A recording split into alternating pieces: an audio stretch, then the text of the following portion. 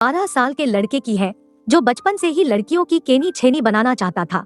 अपने दोस्तों की वजह से वो कुछ गलत आदतों का शिकार हो जाता है और अपने से बड़ी उम्र की लड़कियों के साथ टपाटप करने की कोशिश भी करता है, लेकिन उसे कोई नहीं मिलता। जिसके बाद वो एक मरी हुई लड़की के साथ टपाटप करता है और अपनी हवस की प्यास बुझाता है। फिर मूवी में आगे क्या क्या होता है ये हम इस एक्सप्लेनेशन वीडियो में जानेंगे। मूवी की शुरुआत 1955 से होती है, जहां पर हम हमारी मूवी के मेन कैरेक्टर हैरी को देखते हैं, जिसकी उम्र सिर्फ 12 साल है। हैरी थिएटर में बैठकर एक रोमांटिक मूवी देख रहा था। उस मूवी में प्रिंस लड़ाई खत्म होने के बाद अपनी प्रिंसेस के पास आता है और उससे शादी करता है।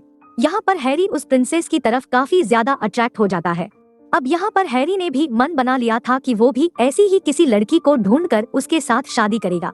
मूवी खत्म होने के बाद थिएटर से बाहर जाते समय हैरी उस मूवी का एक पोस्टर चोरी कर लेता है। घर पहुंचने के बाद हैरी अपनी मॉम के साथ खाना खाने लगता है। खाना खाते समय हैरी अपनी मॉम से पूछता है कि आपने डैडी से शादी क्यों की थी, तो उसकी मॉम बताती है कि तुम्हारे डैड मेरे ब्रदर के दोस्त थे और एक दिन उन्होंने शादी के लिए मुझे प्रपोज किया।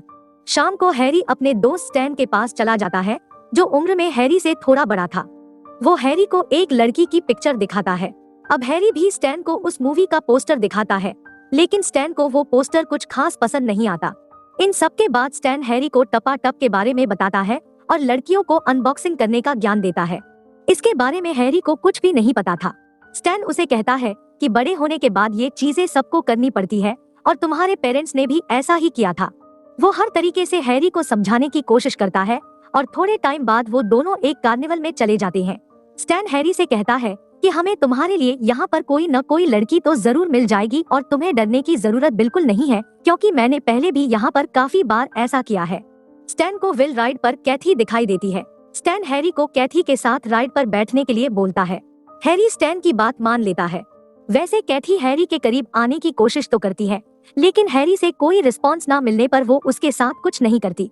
राइड खत्म होने के बाद स्टैन को पता चलता है कि हैरी ने तो कैथी के साथ कुछ भी नहीं किया है, जिसके बाद वो दोनों कार्निवल में वुमन फाइट देखने के लिए चले जाते हैं। यहाँ पर हैरी की मुलाकात एक ब्यूटीफुल वुमन से होती है, जिसे देखकर स्टैन कहता है कि ये वुमन तुम्हारे लिए बिल्कुल परफेक्ट है। वो वुमन अपने बॉयफ्रेंड के साथ फाइट देखने के लिए फाइटिंग हॉल में चली जाती है। वो दोनों भी उसके पीछे पीछे हॉल के अंदर चले जाते हैं। फाइट देखते समय उस लड़की का बॉयफ्रेंड उसे किस करने लगता है। स्टैन और हैरी भी ये सब कुछ देख रहे थे। इस बार हैरी भी उस लड़की की तरफ अट्रैक्ट होने लगा था। थोड़े टाइम बाद वो लड़की अपने बॉयफ्रेंड के साथ हॉल से बाहर चली जाती है। स्टैन हैरी से कहता है कि चल तुझे दिखाता हूँ कि टपाटप करना किसे कहते हैं। वो लड़की और उसका बॉयफ्रेंड पार्किंग प्लेस में ही घपाघप करना शुरू कर देते हैं। हैरी और स्टैन एक कोने में छिपकर उन दोनों को देख रहे थे, लेकिन तभी वहाँ पर उस लड़की का बेटा आ जाता है, तो वो दोनों रुक जाते हैं। जिसके बाद वो लड़की अपने बेटे को अपने साथ लेकर अपने घर चली जाती है। हैरी स्टैन को बताता है कि उस लड़के का नाम थियो है और वो मेरा क्लासमेट है। स्टैन हैरी से पूछता है कि क्या तुम जानते हो कि तुम्हारा ये दोस्त कहाँ पर रहता है। अगली सुबह हैरी स्टैन को अपने साथ लेकर अपने क्लासमेट थियो के घर चला जाता है। हैरी के बेल बजाने पर कोई भी घर से बाहर नहीं आ रहा था, तो स्टैन और हैरी घर के अंदर चले जाते हैं। थियो घर पर नहीं था। हैरी और स्टैन देखते हैं कि वो वुमन नशे की हालत में अपने बेड पर सो रही है, तो स्टैन हैरी को उसके पास जाने के लिए बोलता है और कहता है कि फिक्र मत करना, वो नशे की हालत में होने की वजह से वो जल्दी नहीं उठेगी। हैरी उस वुमन के पास जाता है और उसे टच करने की कोशिश भी करता है, लेकिन अचानक से वो वुमन जाग जाती है, तो हैरी और स्टैन वहाँ से भागकर वापस आ जाते हैं। अब स्टैन हैरी को अपने पप्पू को हिलाने के बारे में बताता है, जिसके बाद रात को हैरी उस प्रिंसेस का पोस्टर देखते हुए अपने पप्पू को हिलाने लगता है और अपनी हवस की आग को शांत करता है। अब यहाँ पर 7 साल बीत जाने के बाद हम हैरी को देखते हैं, जो काफी बड़ा हो चुका था, लेकिन अब उसे एक स्किन प्रॉब्लम थी, जिस वजह से उसके पूरे फेस और बॉडी पर अजीब से धब्बे बन चुके थे। आज उसके स्कूल में ग्रेजुएशन डे था, लेकिन उससे पहले वो अपने डॉक्टर के पास चला जाता है। डॉक्टर उसे कहता है कि तुम्हें अभी और मेडिसिन लेनी होगी। इस स्किन प्रॉब्लम की वजह से हैरी ग्रेजुएशन डे पर अपने स्कूल नहीं जाता है। जिसके बाद शाम को हैरी का दोस्त विल उसका डिप्लोमा लेकर हैरी के घर पहुंचता है और हैरी को उसका डिप्लोमा देता है। विल हैरी से पूछता है कि क्या तुम आज रात स्कूल डांस पर नहीं आ रहे हो। हैरी उसे कहता है कि मैं ऐसी हालत में वहाँ पर नहीं आना चाहता। जिसके बाद विल हैरी को अपने साथ लेकर निकोल ट्रेन के पास चला जाता है। जिसके बाद वो दोनों ट्रेन का लॉक तोड़कर उसके अंदर चले जाते हैं, जहाँ पर काफी सारी ड्रिंक्स रखी हुई थी।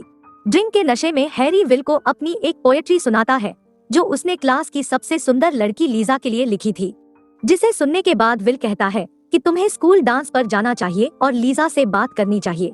जिस बात पर हैरी कहता है कि मेरा फेस देखने पर लीजा मुझसे बात भी नहीं करेगी। फिर भी विल के फोर्स करने पर हैरी स्कूल डांस पर चला जाता है, जहाँ पर लीजा बिल्कुल अकेली बैठी थी। विल हैरी को लीजा से बात करने के लिए उसके पास भेजता है, लेकिन हैरी से पहले लीजा के पास एक और लड़का आकर उसके साथ डांस करने लगता है। जिसके बाद विल हैरी को लेकर पार्किंग प्लेस पर चला जाता है। विल की गाड़ी में उसकी दोस्त मरीना बैठी थी। विल हैरी को बताता है कि मरीना एक बुरी लड़की है और हम दोनों उसके साथ टपाटप कर सकते हैं। हैरी विल से कहता है कि मुझे नहीं लगता कि मरीना मुझे एक्सेप्ट करेगी। अब पहले विल मरीना के पास जाता है और उसके साथ टपाटप करता है, लेकिन उसके बाद वही होता है जिसका डर था। मरीना हैरी को उसकी स्किन प्रॉब्लम की वजह से रिजेक्ट कर देती है।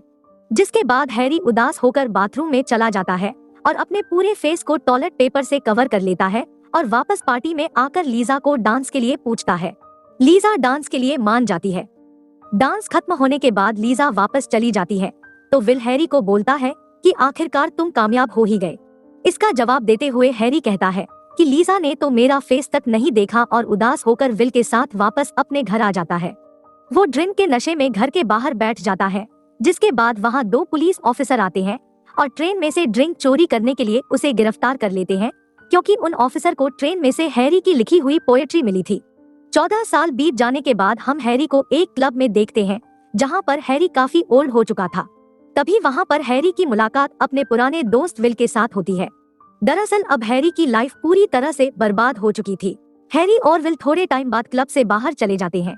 रास्ते में उन्हें एक घर के बाहर मुर्दा घर की एक गाड़ी दिखाई देती है जो वहाँ पर एक डेड बॉडी को लेने आई थी। वो दोनों नशे की हालत में उस डेड बॉडी को उठाकर एक सीक्रेट प्लेस पर ले जाते हैं। हैरी जैसे ही उस डेड बॉडी के फेस पर से कपड़ा उठाता है तो वो उसकी तरफ काफी अट्रैक्ट हो जाता है, क्योंकि वो डेड बॉडी एक खूबसूरत लड़की की थी, जैसी लड़की उस मूवी में हैरी ने अपने बचपन में देखी थी। अब हैरी उस डेड बॉडी को किस करता है और उसके कपड़े खोलकर उसके साथ टपाटप करता है। आज हैरी ने पहली बार किसी लड़की के साथ ये काम किया था, लेकिन विल को ये सब कुछ बिल्कुल भी पसंद नहीं आता। विल हैरी को कहता है कि अब हमें इस डेड बॉडी को जला देना चाहिए, नहीं तो पुलिस हमें पकड़ लेगी। लेकिन हैरी कहता है कि इतनी सुंदर लड़की को हम ऐसे ही जला नहीं सकते। अब हैरी और विल उस डेड बॉडी को लेकर समुद्र के किनारे चले जाते हैं। हैरी का कहना था कि ये डेड बॉडी ही उसका ट्रू लव है, तो हैरी उस डेड बॉडी को उठाकर समुद्र के बीचों बीच चला जाता है और वहीं पर हैरी की भी मौत हो जाती है। अगली सुबह विल को होश आता है तो वो हर जगह हैरी को ढूंढने की कोशिश करता है। दोस्तों, इसी के साथ हमारी मूवी खत्म हो जाती है।